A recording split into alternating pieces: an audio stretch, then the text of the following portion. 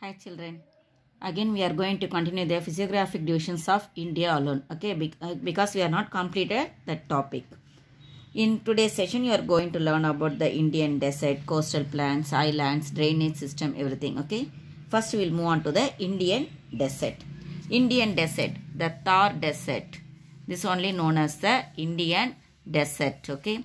This one lies in the Rajasthan. Already I told you in the last video that Western Rajasthan only we are saying as a desert area. Western Rajasthan only we are saying as a desert area due to the Aravalli range. Aravalli range is located here. So, what it's happening there? Here there is no rainfall to the west side of Rajasthan. So, only this area is known as the desert area. Now, we are saying this one as a Indian Great Desert, otherwise the Thar Desert. This Thar Desert itself, we are divided into two parts. How we are dividing means, the actual desert is known as the Marusthalai and the semi-desert region. Okay, semi-desert region we are saying as a Bangar. We are saying as a Bangar. Semi-desert region is known as the Bangar. Okay, and the actual desert region is known as the Marusthalai. Here also we are having, that means the desert area means definitely there will be the sand dunes or will be there, isn't it? Sand dunes means hills of the sand. That only we are saying as a sand dunes. That sand dunes and also salt lakes are found in, we can able to found in the Thar desert. Now you are going to learn about the coastal plains. Coastal plains means the area which is near to the ocean. Only we are saying as the coastal plains. Okay, in India already I told you three sides it's located water, covered by the water. India is three sides covered by water and one side only covered by land. So only we are saying this one as a peninsular country. Here the west side we are saying as a western coastal plain and the east side we are saying as a eastern coastal plain. The eastern coastal plains are wider than the western coastal plain. The eastern coastal plains are wider than the western coastal plains. Okay, western coastal plains we are divided into two parts as a Konkan coast and Malabar coast. Two coasts are there, Konkan coast and Malabar coast. Konkan coast up to, we may say up to Goa. Okay, from Goa to Kerala we are saying as a Malabar coast. In the Malabar coast, we may found the Vembanand Lake, the greatest famous water lake. That means the lake here and all, only the backwater lake. Vembanand also one of the backwater lake alone. And also here we may say the estuaries. In the western coastal plains, we may see the estuaries also is there. Okay, eastern coastal plain, already I told you, due to the east flowing rivers, the eastern Ghats, it is bisected, I already told you, isn't it? It is not the continuous range, it is only the discontinuous range. Due to this east flowing river, here the newer alluvium it forms here. Always the newer alluvium it forms. Newer alluvium, what is the name of the newer alluvium? I told you, Kadar. The newer alluvium name is the Kadar. Okay. Okay. Now the newer alluvium, we are saying here that it is located here. That means it forming here. Isn't it? Due to the east flowing rivers, the newer alluvium it forms here. So this land is very, very fertile for the agriculture. In the western coastal plain, we may find the laterite soil. Here we may find the alluvial soil. That is the eastern coastal plain, we may find the alluvial soil. In the western coastal plain, we may find the laterite soil. Okay, in the eastern coastal plain, the greatest, that means the second largest beach in the world we may found in the eastern coastal plain, which is located in the Chennai. That is the Marina Beach. Marina Beach is the second largest beach in the world located in Chennai. That means in the eastern coastal plain. How I said the western coastal plain, we are dividing into the two parts as a Konkan coast and the Malabar coast. Same like that, eastern coastal plain also divided like northern circus up to Krishna river, and from the Krishna river to Kaveri river it is known as the Coromandel coast. It is known as the Coromandel coast. Up to here That means up to the Krishna river, it is known as the northern Sircars, and below that, that means from Krishna to Kaveri, it is known as the Coromandel coast. Here also so many lakes we may found as a backwater only.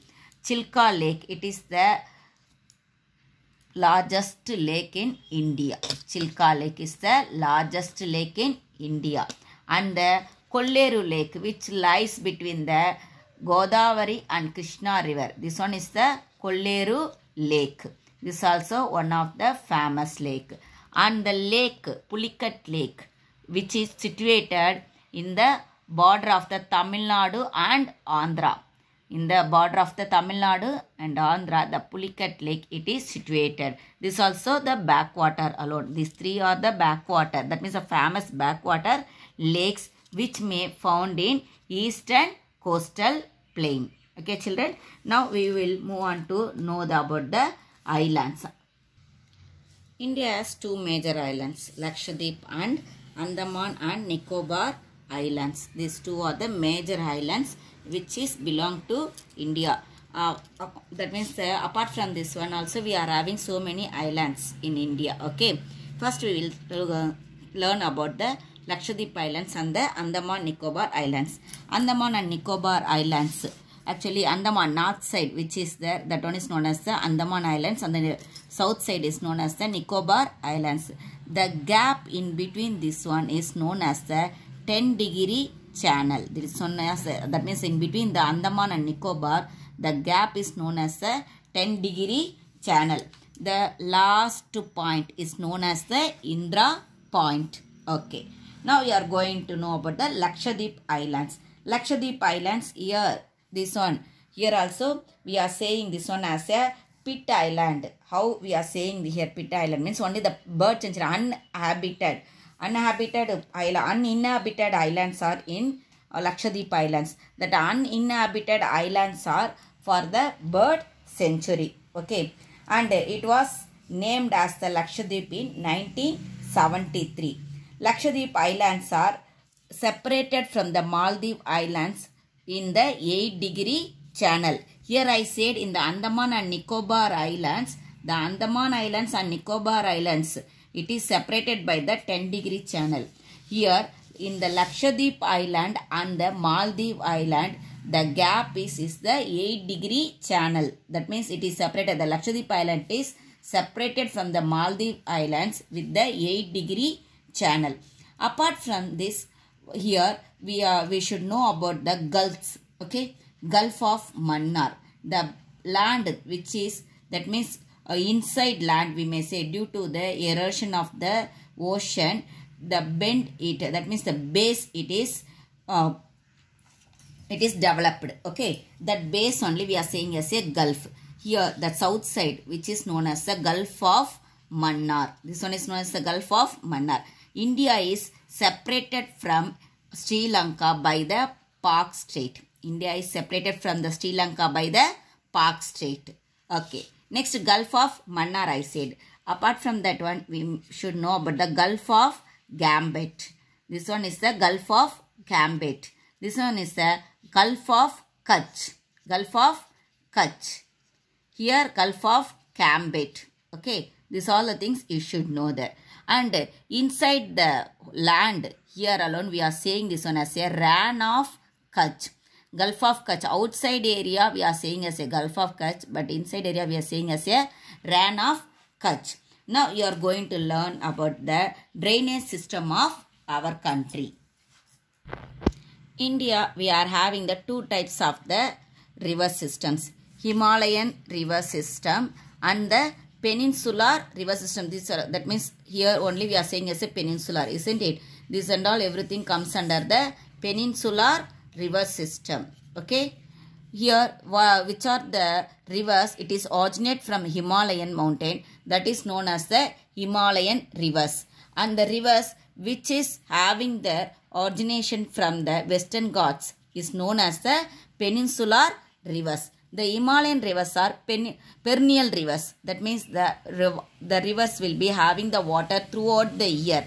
But the peninsular rivers are, it is not having the water throughout the years. They are the rain-fed rivers.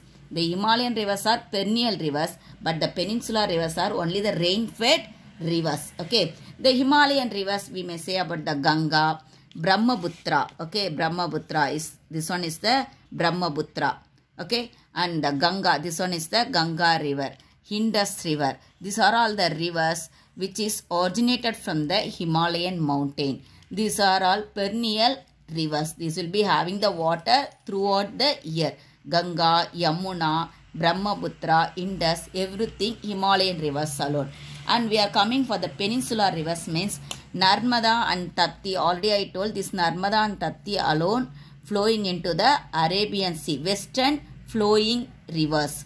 This Narmada and Tapti known as the western flowing rivers. These are also originated only from which one? Western Ghats alone. Okay, but it flows into the Arabian Sea, and that is only we are saying say western flowing rivers. And other rivers means Krishna, Godavari, Kaveri. These all the rivers, it flows only into the Bay of Bengal. That means it flows towards to the east side of the country.